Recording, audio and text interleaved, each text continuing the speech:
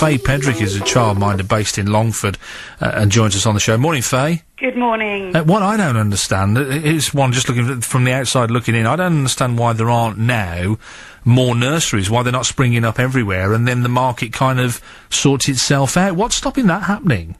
I'm not sure, really. I think the cost of nurseries is, going from that lady's example, is rather expensive. I've used nurseries in the past with my son.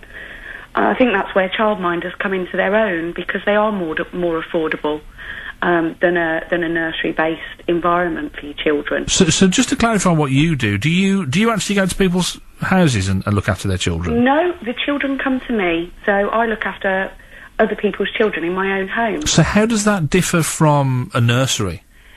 Well, from the point of view of curriculum and safety, we're regulated by the same body, Ofsted. Yeah.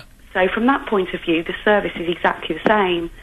But we do offer a unique service because we can be flexible in our hours when parents work shifts, where nurseries can't. We are a lot cheaper and more affordable than nurseries, and we can do part-time places as well, which means that if you do have extended family that can look after your children a few hours a day or a couple of days a week, that we can just pick up on the other times. And the interesting point as well is that somebody was saying earlier on who'd run a nursery type environment is there were very strict rules to how many adults per children. I guess that applies to you, but you're working in a much smaller environment, so there's only you, so it's not going to be an issue, is it? You can only have so many children to look after. Indeed. When it comes to the amount of children I can have, obviously I'm limited to space and safety.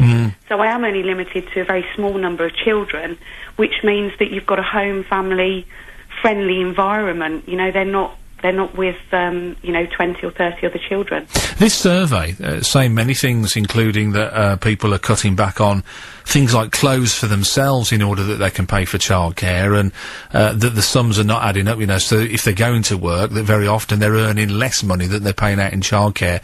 Is that, from when people talk to you, is that what you're hearing as well, or not? I think it is a lot harder, yes. However, I think what the government are doing with the tax credits at the moment do help many of the parents of the children that I look after. They do get a lot of support from the government in paying towards the childcare. Even though that's been cut back, hasn't it? I mean, somebody was saying it worked out about 80%, it's now reduced to 70%. So probably that's why things are tougher. Are you turning people away at the moment? I mean, is there a waiting list for you or anything like that? I do get a lot of phone calls, yes. So yes, I am. I mean, there is a shortage. I think when I was training up, I think they did mention that there's a lot less going into the childcare profession at the moment that there were, 5-10 years ago. And again, doesn't make sense, does it? If we want to have a sort of cohesive and sort of joined-up approach to all of this, you would think they'd be training more people like you, they'd be opening more nurseries, we'd have more availability so that you could get the economy going, you could get people back to work again. Definitely. I was reading an article, and I think it's Scotland that are actually running centres to train childcare providers to cover this similar problem.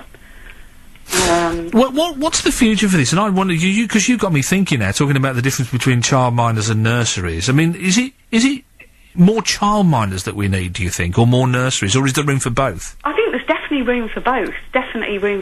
As a parent myself as well, nurseries are great.